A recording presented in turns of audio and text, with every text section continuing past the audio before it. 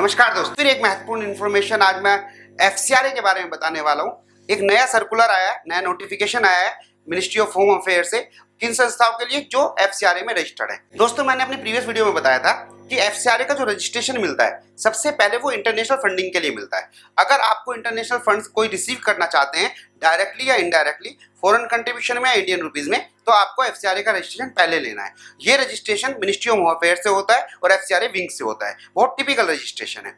अब दोस्तों, मैंने साथ साथ आपको ये भी बताया था एफसीआरए का रजिस्ट्रेशन 5 ईयर्स के लिए मिलना होता है। जब भी आपका रजिस्ट्रेशन होगा 5 ईयर तक के लिए। अब जब 5 ईयर्स कंप्लीट हो जाएंगे तो आपको रिन्यूअल की एप्लीकेशन लगानी है, और अगर अथॉरिटी गवर्नमेंट ऑफ इंडिया आपसे सेटिस्फाई है तो आपको नेक्स्ट 5 ईयर्स के लिए रिन्यूअल दे दिया जाता है।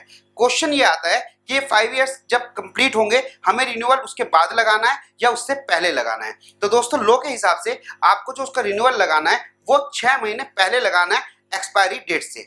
अब दोस्तों, सर्कुलर क्या आया, नोटिफिकेशन क्या आया, आप ये देखिएगा।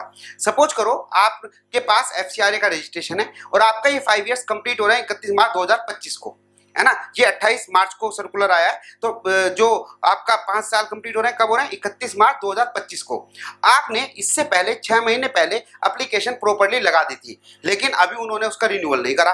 कोई कारण की वजह से, कोई इंस्पेक्शन आपका आउटस्टैंडिंग है, आईबी की रिपोर्ट नहीं आई, बहुत सारे रीजन हो सकते हैं कि उन्होंने अभी आपको कंक्लूजन ना दिया हो कि आपका रिन्यूअल बनता है या नहीं बनता है, या हम देंगे या नहीं देंगे, लेकिन आपके 6 महीने तो कंप्लीट हो रहे हैं। दोस्तों, इस वीडियो के बीच में एक इंपॉर्टेंट इन्फॉर्मेशन है कि 13 अप्रैल को दिल्ली में formation to funding of NGO पे एक मेरा सेमिनार हो रहा है। लाइव सेमिनार फुल डे का मैं ही लूंगा, जिसमें मैं फॉर्मेशन से लेके फंडिंग तक कैसे जाएं, चाहे नई एनजीओ या पुरानी एनजीओ, आप उसे जरूर ज्वाइन करना। बहुत अच्छी अपॉर्चुनिटी है। कोविड के बाद दूसरी सेमिनार कर रहा हूं जो लाइव होंगे, बहुत सारे प्रैक्टिकल एग्जांपल दूंगा कि जीरो से हीरो कैसे बनते हैं। नीचे दिए हुए लिंक को जरूर रजिस्टर कर लेना अगर आप इंटरेस्टेड हैं। तो दोस्तों, कंटिन्यू करते हैं अपना टॉपिक। 31 मार्च 2025 को तो अब कैसे करेंगे, गवर्नमेंट को सोल्यूशन देना पड़ेगा, क्योंकि ऑर्डर तो गवर्नमेंट का नहीं आया ना, आपकी कोई ना गलती है। तो अगर आपने अपनी फाइल प्रॉपर टाइम पे लगा दी थी रिन्यूअल की, 31 मार्च 2025 तक आपका रेस्पॉन्ड नहीं आया, कंक्लूजन नहीं आया, तो गवर्नमेंट ने कहा कोई बात नहीं, हम आपका ये जो 31 मार्च 2025 है हम डेट एक्सटेंड करके 31 जून 2025 तक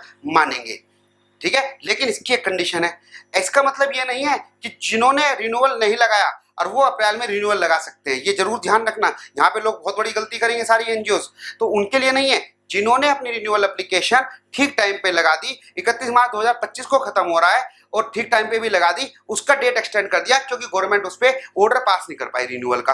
तो अगर रिन्यूअल का ऑर्डर 31 जून 2025 से पहले आ जाता है तो वो डेट तक आपका वैलिड रहेगा, और अगर नहीं आता 30 जून 2025 तक आपको वो वैलिड रहेगा। यानी कि दोनों में से जो जल्दी होगा वो हो जाएगा। अब दूसरा केस भी उन्होंने इस नोटिस में दिया है। इसमें ये लिखा है दोस्तों कि वो एनजीओ जिनकी वैलिडिटी 5 ईयर्स कंप्लीट होती है 31 मार्च 2025 से लेके जून तक 2025 तक, अगर उनकी वैलिडिटी इसके बीच में पड़ रही है 5 ईयर्स की, तो भैया अगर आपने अपनी एप्लीकेशन ड्यू टाइम पे लगा दी है, एज पर लॉ लगा दी है, तो भी आपको एक्सटेंशन माना जाएगा।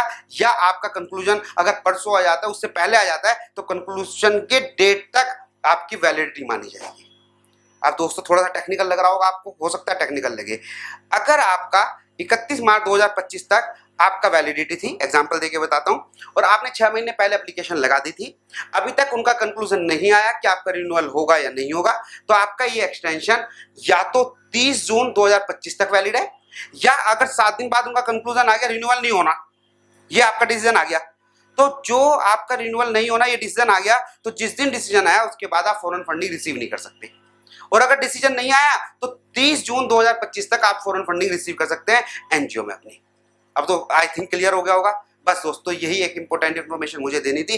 ध्यान रखना, टेक्निकलिटी की वजह से गलतियां हो जाती हैं। कोई भी एनजीओ एफसीआरए में मिस्टेक ना करे, ये मेरी पर्सनल एडवाइस है। इससे रिलेटेड कोई क्लैरिफिकेशन चाहिए, कोई भी आपको एक्सप्लेनेशन चाहिए या कोई भी हेल्प चाहिए, आप मुझे व्हाट्सएप कॉल कर सकते हैं मेरी टीम को, मैं पूरी आपकी हेल्प करूंगा। Thank you so much. फिर मिलते हैं नई वीडियो के साथ।